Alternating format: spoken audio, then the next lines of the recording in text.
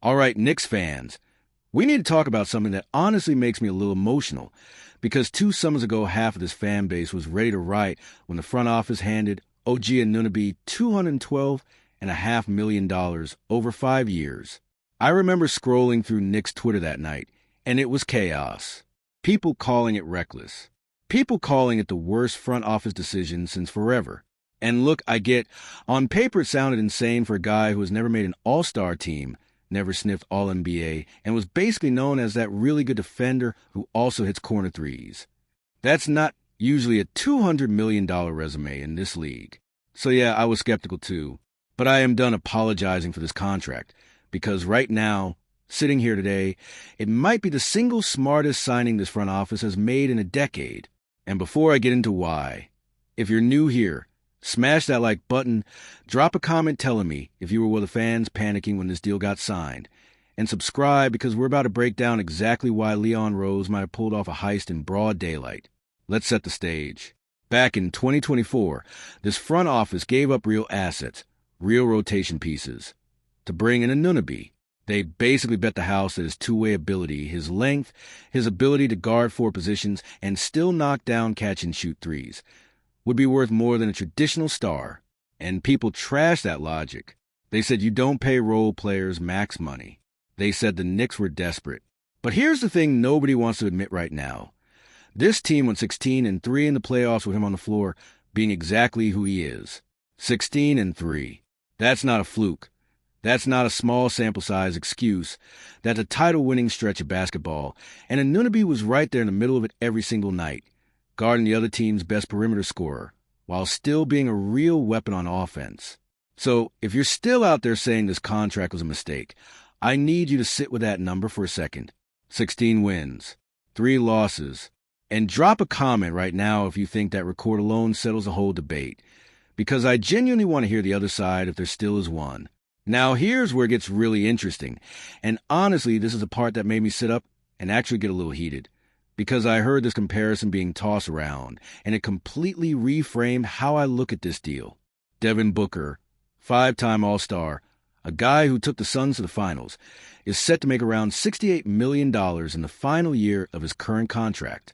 Anunoby's player option for that same range of seasons is projected at somewhere around $48 million. That's a $20 million gap. $20 million for a guy who has been to finals but never actually won one, versus a guy who was arguably the 3rd most important player on a team that actually finished the job and brought home a championship. Sit with that. Booker is going to earn nearly double what Anunoby earns, and Anunoby's the one with a ring. If you're a general manager building a roster right now, and someone tells you, pick one of these 2 players with these respective price tags, are you really taking the flashier scorer who's never closed out a title over the 3-and-D menace who's already proven he can be a winning piece on a champion? I don't think that's as easy a decision as people want to pretend it is anymore. And that right, there is exactly why this front office deserves way more credit than it's getting. Comment below with who you'd rather have on your roster at those numbers, Booker or Anunoby, because I have a feeling this comment section is about to get loud. And look, I want to be fair here, because Anunoby is not Devin Booker as a talent. Nobody's saying that. Booker can shoulder an offense on his own night after night for an entire season. He's carried teams as a number 1 option for years. Anunoby has never had to do that in New York, and honestly, he's probably never going to be asked to do that here. Not with the roster this team has built around him. But that's exactly my point. This front office didn't need him to be Devin Booker. They needed him to be the elite 3rd option, the guy who guards the other team's best player, spaces a floor, doesn't need the ball to be effective, and shows up in the biggest moments without demanding a bigger role. And that's precisely what he's been. When Boston recently moved off Jaylen Brown, a player far closer in profile to Booker than to Anunoby, it wasn't because Brown isn't talented. It was because of exactly what that contract represents against the salary cap in this new second apron era. Teams are terrified of overpaying stars who need the ball and can't fully carry a title run on their own. Meanwhile, this front office quietly locked in a 2-way monster at a price that, relative to what stars are now earning, looks like an absolute bargain. If that doesn't make you appreciate this front office a little more, I don't know what will. Like this video right now if you think Leon Rose deserves more credit for how this deal is aging. Here's what really gets me fired up, though. For 2 years, this fan base, and I'm including myself in this, we were ready to crucify this front office over the money. We compared it to every bad big man contract in league history. We said it was going to handcuff this team in the second apron. We said it would be the deal that would be regretted the moment Anunoby hit a shooting slump. And instead, what actually happened? This team won a championship. Anunoby was a stone-cold difference maker on both ends. And the very contract we all panicked about now looks like one of the most efficient, value-packed deals in the entire league, when you stack it against what actual all-stars are getting paid in these later contract years. This is why I always say, stop overreacting to numbers on a page before you actually watch the guy play winning basketball for 2 straight postseasons. The front office saw something in this personality fit, this defensive identity, this we don't need him to score 30 to be great mentality, and it worked. It actually worked. And I don't think enough people are willing to say that out loud yet, so I'm saying it. This front office cooked. Drop a comment with one word.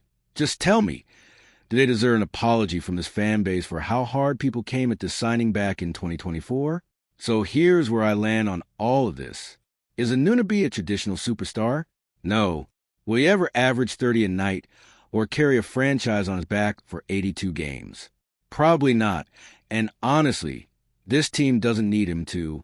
What this team needed was somebody who could guard elite wings, hit winning shots when the offense breaks down, and do it all without ego, without needing shots, without needing the spotlight. And for $212 million, that's exactly what they got, at a price that, compared to what stars with far less winning pedigree are earning right now, looks like a steal. So the next time somebody brings up this contract like it's a punchline, remind them of the record, 16-3. Remind them of the ring. And remind them that Devin Booker is about to make nearly double what Anunoby makes, with a lot less hardware to show for it. If you made it this far, you already know what to do. Smash that like button. It genuinely helps this channel more than you know. Drop a comment telling me your honest take. Do you think this front office deserves to be praised for this deal now, or are you still not fully convinced? Subscribe if you want more honest, no-filter breakdowns of everything happening with this team, because we're just getting started. Let me know in the comments who else you want us to break down next, and I will see you in the next one.